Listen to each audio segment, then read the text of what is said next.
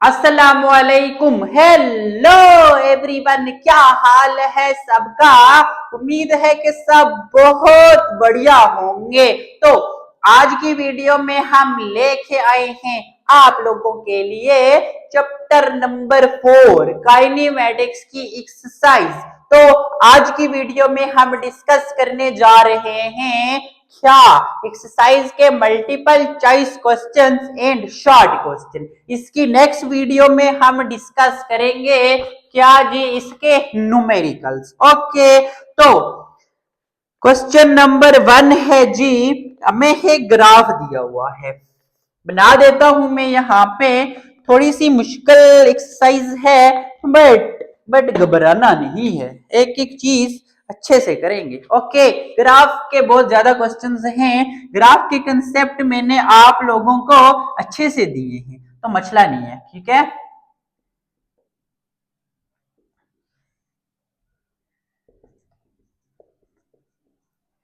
एक ग्राफ है speed and time के दरमियान।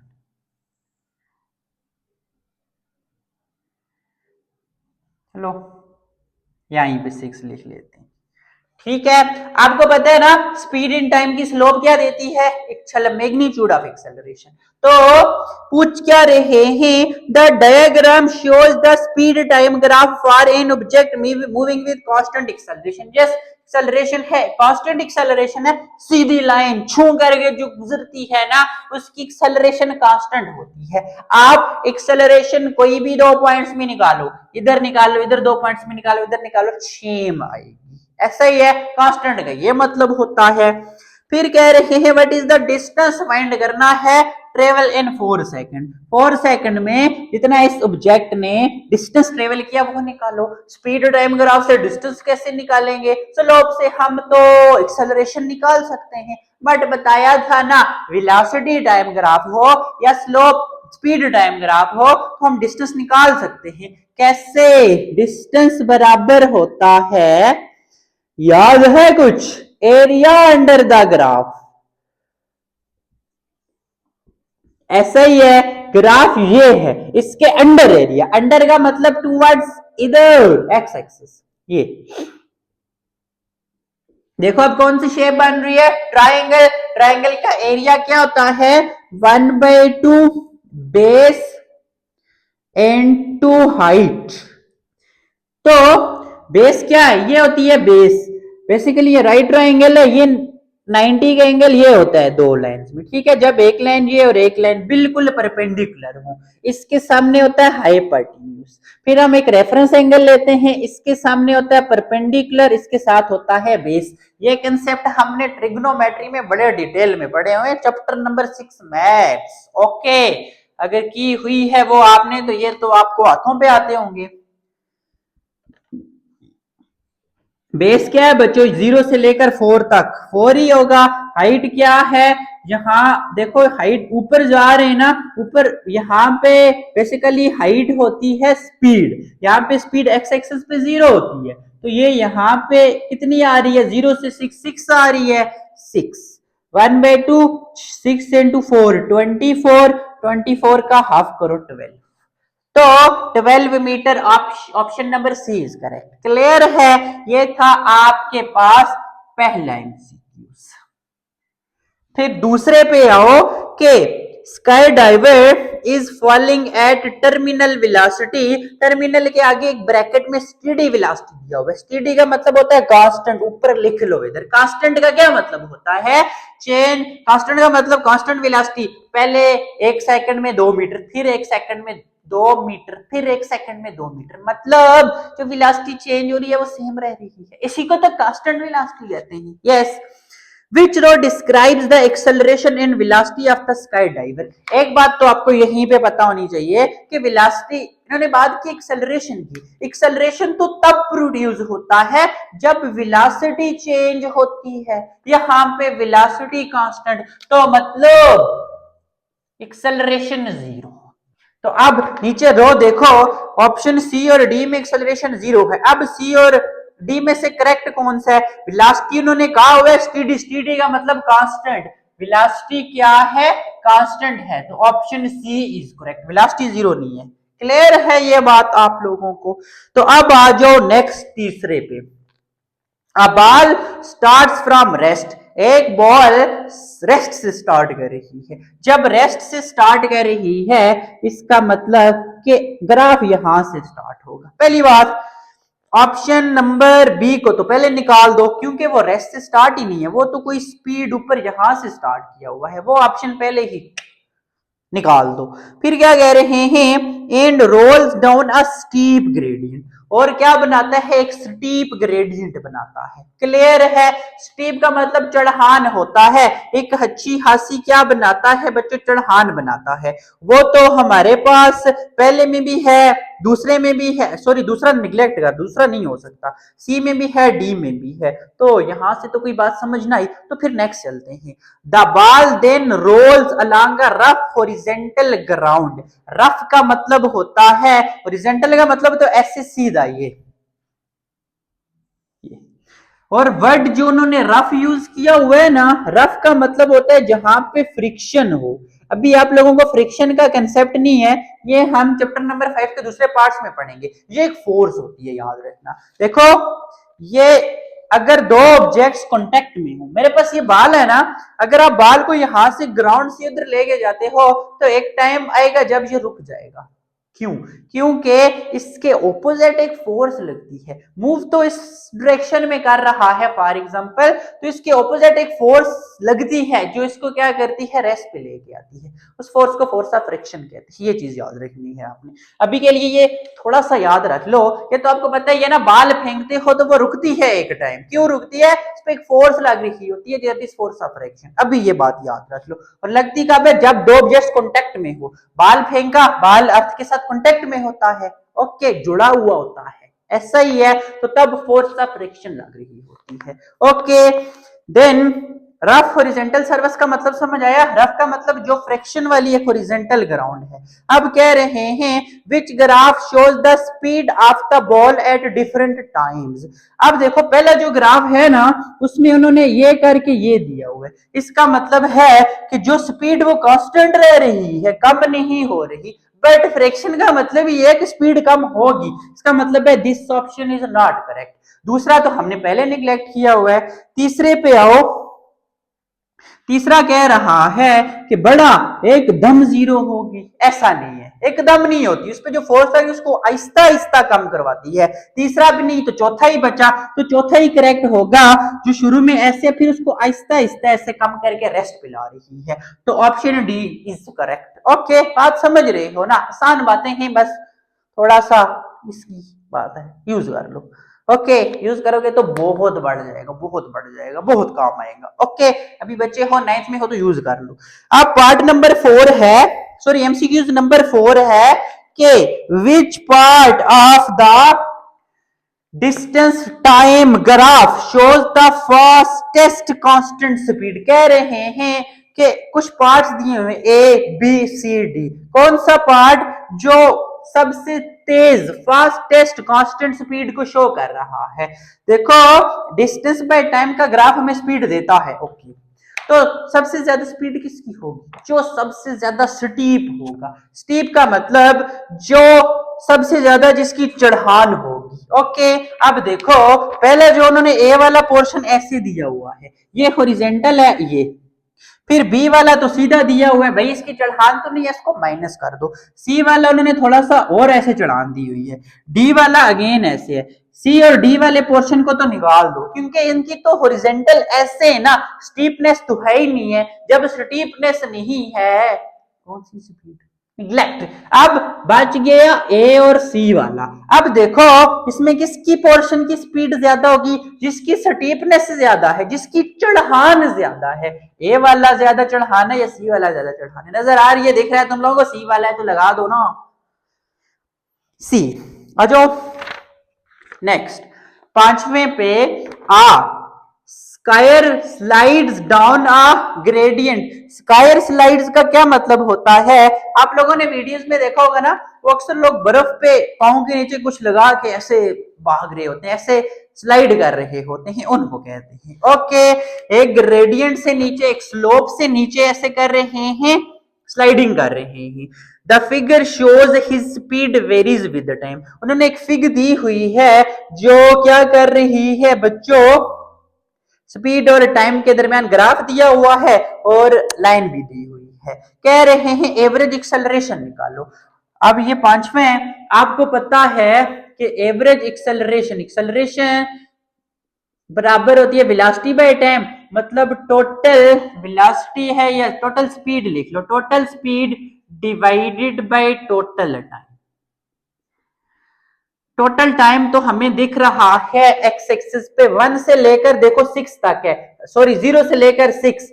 तो बेसिकली टोटल स्पीड का मतलब होता है final minus initial, total time का मतलब होता है final time minus initial time. मैंने कहा था ऐसे भी लिख सकते हो या सिंपल टी भी लिखो, कोई मसला नहीं है। तो final time 0 second minus, sorry 6 second minus 0 second, final 6 है ना, 6 तक जा रहा है, शुरू वाला 0 पे, तो 6 सेकंड माइनस 0 सेकंड।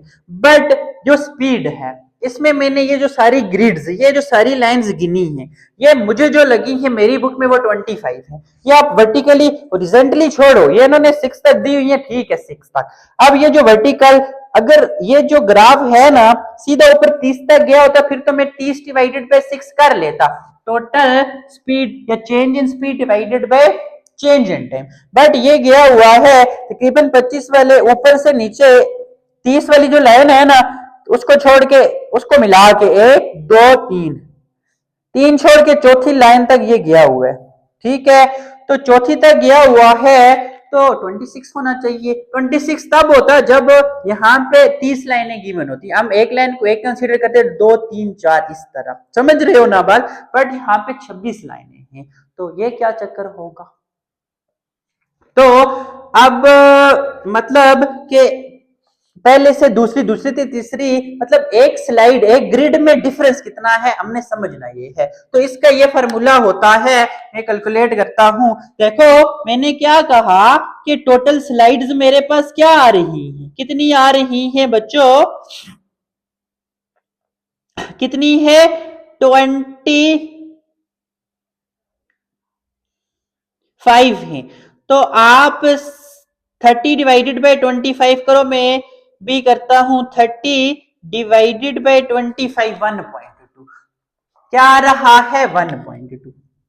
तो इसका मतलब है कि हर एक जो ये ग्रिड है डिफरेंस 1.2, पहली 1.2, फिर 1.2 में 1.2 ऐड करो 2.4 3.6 4.8 5, फिर सीधा 6, इस तरह ये डिफरेंस आ रहे हैं। बात आई है समझ, कैसे पता चलता है, आप क्या करते हो टोटल पे नंबर ऑफ ग्रिड्स को डिवाइड कर देते, सॉरी नंबर ऑफ ग्रिड्स पे क्या कर देते हो, नंबर ऑफ टोटल पे नंबर ऑफ बॉक्सेस को डिवाइड करते हो। तो ये 1.2 आया, नंबर ऑफ बॉक्सेस 25 है, गिन लो। तो इसका मतलब हर एक ग्रिड में ये 1.2 है, फिर 1.2 में 1.2 2.4 3.6 इस तरह ये जा रहा है। अब मुझे जो जाना है ऊपर से नीचे 1 2 3 4, कितनी लाइन को छोड़ के 1 2 3 3 को छोड़ के चौथी तक आ रहा है। मैंने यहां तक गया ना, मैंने ये 26 नहीं 26 नहीं, ये कौन सी लाइन थी, 1 2 3 4 5 6 7 8 9 10 11 12 13 14 15 16 17 18 19 20 21 22। अब 22 के साथ यस 25 है ना, 25 24 23 यस 22वीं लाइन पे आके ये हमारा ग्राफ एंड हो रहा है, ठीक है। आप 22 के साथ मल्टीप्लाई करो 1.2 को तो ये 26.4 आता है। इसका मतलब है फाइनल वेलोसिटी हमारे पास 26.4 है, इनिशियल तो चलो 0 है, तो 26.4 में से 0 निकाला, ये डिवाइडेड बाय 6 करो तो ये हमारे पास 4.4 मीटर पर सेकंड स्क्वायर आता है। बट ऐसा ऑप्शन नहीं है, तो 4.3 इसके करीब 3 है, वही लगा। ओके क्लियर हुई है ये बात आप लोगों को। ये बॉक्सेस वाला कंसेप्ट थोड़ा सा कॉम्प्लिकेटेड है, बट बहुत आसान करके समझाया है ताकि आप लोगों को समझ आ जाए। फिर आ जाओ 6 पे, A woman runs 2 kilometre from X to Y। 6 है, ये एक X है, ये X पे Y जा रही है एक औरत 2 किलोमीटर डिस्टेंस। फिर X to 20 मिनट्स लगा रही है, अब y पे वो 10 मिनट्स के लिए रेस्ट करती है, देन शी टेक्स 10 किलोमीटर। अब वो y से z पे जाती है, कितना किलोमीटर, 1.6 किलोमीटर, अगेन वो 10 मिनट्स लगाती है। ओके, तो हमने एवरेज वेलोसिटी निकालनी है। एवरेज जब भी वर्ड एवीजी लिखता हूं, एवरेज वीईएलओ वेलोसिटी, एवरेज जब भी आता होता है टोटल वेलोसिटी का क्या फॉर्मूला होता है, डिस्प्लेसमेंट डिवाइडेड बाय टाइम, मतलब total displacement divided by total time.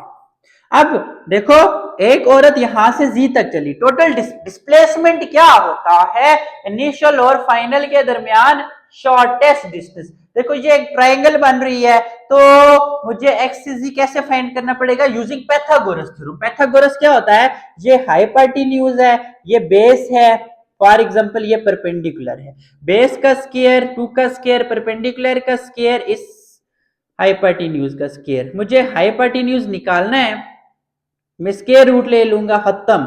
Hypotenuse 2 का स्क्वायर 4, 1.2 का स्क्वायर करो तो आपके पास हाइपोटेन्यूज की कोई वैल्यू आ जाएगी। क्लियर है? ओके, अब चलो मैं निकाल लेता हूं, क्या वैल्यू आएगी जी हाइपोटेन्यूज की।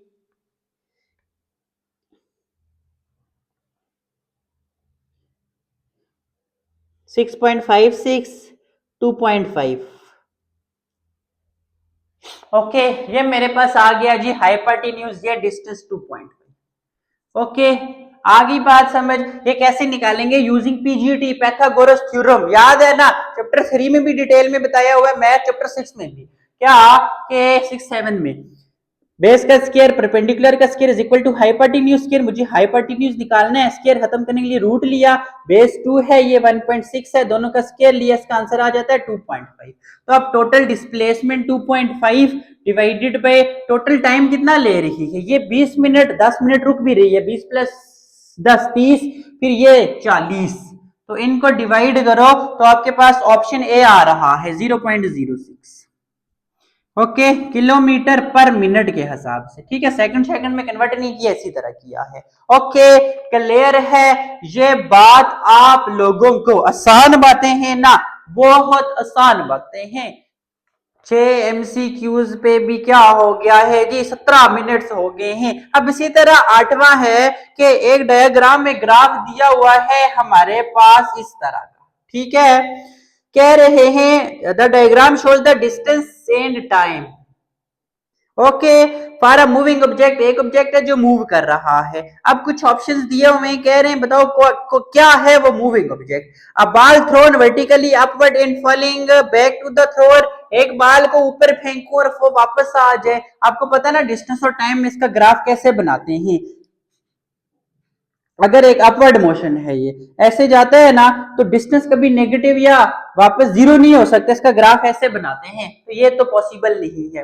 ग्राफ वाला कंसेप्ट याद है ना, ऑप्शन ए नहीं हो सकता। एक कार रेस्ट से स्टार्ट कर रही है, speeding up as it moves away from the traffic signal, मतलब वो यहां से स्टार्ट कर रही है, उसकी स्पीड बढ़ती जाएगी, ऐसा ही ग्राफ होगा, मतलब वो कांस्टेंट नहीं हो रही। डिस्टेंस अगर वो स्पीड इंक्रीज करेगी तो ऐसे ही ग्राफ होगा ना कि distance with respect to time बढ़ रहा है, कांस्टेंट नहीं रह रहा। तो ये ऑप्शन भी नहीं है। सी है कि एक राग को हम किसी हाई क्लिफ से फेंकते हैं, तो वो भी ये ग्राफ नहीं बन सकता। ऐसे ही है, ये ग्राफ होता ऐसा होता, बट ऐसा नहीं बन सकता। एक ट्रेन है, वो ब्रेक, अगर ट्रेन को ब्रेक लगाएंगे तो कांस्टेंट स्पीड से टू अ हॉल्ट का मतलब है वो कंप्लीट रेस्ट पे आ जाना, जीरो हो जाना। एक ट्रेन को जब ब्रेक लगाई तो देखो ये ग्राफ यही होगा, आहिस्ता आहिस्ता उसकी स्पीड कम हुई, ट्रेन जीरो पे आ गई। तो आपके पास ऑप्शन डी क्या होगा बच्चों, इसका करेक्ट ऑप्शन होगा। फिर आ जाओ 9 पे, विच speed time graph represents the motion of a railway train making a short stop at a station, के हमें कुछ स्पीड टाइम ग्राफ दिए हुए हैं, किसके लिए, motion of a railway train की। कह रहे हैं इनमें से कौन सा ग्राफ है जो करेक्ट है, किसके लिए, जब एक रेलवे ट्रेन एक शॉर्ट स्टॉप करती है स्टेशन पे। ओके, शॉर्ट स्टॉप का मतलब है कि वो आई, रुकी और वापस चल दी, शॉर्ट स्टॉप। आई है, शॉर्ट सा स्टॉप किया है, वापस चली गई है। तो इस तरह का ग्राफ नहीं होगा, आई शॉर्ट स्टॉप किया 0 और ये चली गई, इस तरह का ग्राफ सी होगा। पहला नहीं हो सकता, देखो रेस्ट मतलब वो 0 पे गया ही नहीं है। दूसरा नहीं हो सकता क्योंकि वो रेस्ट से स्टार्ट हुआ है, ये बात नहीं हो सकती। शॉर्ट स्टॉप का मतलब आया थोड़ी देर स्टॉप किया। सी हो सकता है, डी का ग्राफ भी तो ऐसा है बट ये चीज 0 पे नहीं है, थोड़ा ऊपर है, so option C is correct. Okay, फिर 10वां है कि parts of a speed time graph for 2 runners. 2 runners हैं हमारे पास, एक रनर ये है, एक रनर ये, रनर 1 है, R1 लिख लेता हूं, ये R2 है। ये टाइम और स्पीड के दरमियान क्या है बच्चों, ग्राफ है। Okay, they are running along the same track, ठीक है। If the distance covered by runner 1, अगर रनर 1 जो डिस्टेंस S1 है इसका S2 है। ओके, कह रहे हैं which of the following is true, क्या डिस्टेंस S1 का S2 से ज्यादा होगा या S1 का डिस्टेंस S2 से कम होगा, या बराबर होंगे, या प्रिडिक्ट नहीं कर सकते। स्पीड टाइम ग्राफ से डिस्टेंस कैसे निकलता है, using area under the graph. अगर मैं इसका एरिया ये लूं, क्या इसका आंसर बड़ा आएगा, या ये वाला एरिया लूं इसका आंसर बड़ा आएगा।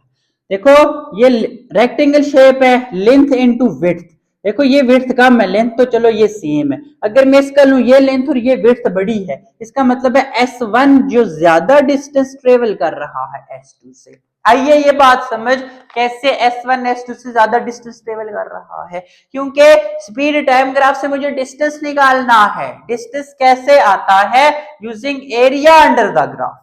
एरिया अंडर द ग्राफ इस बड़े वाले का, रनर 1 ने ज्यादा क्या किया हुआ है, डिस्टेंस ट्रेवल किया हुआ है, क्योंकि उसका डिस्टेंस ज्यादा आएगा, क्योंकि उसकी ग्राफ उसका एरिया ज्यादा आ रहा है as compare to distance S1। Okay, option A ही करेक्ट है। फिर 11 है, इन द अबव क्वेश्चन 10, यही जो ग्राफ है इसी का कह रहे हैं, which statement must be correct, कौन सी स्टेटमेंट ठीक है।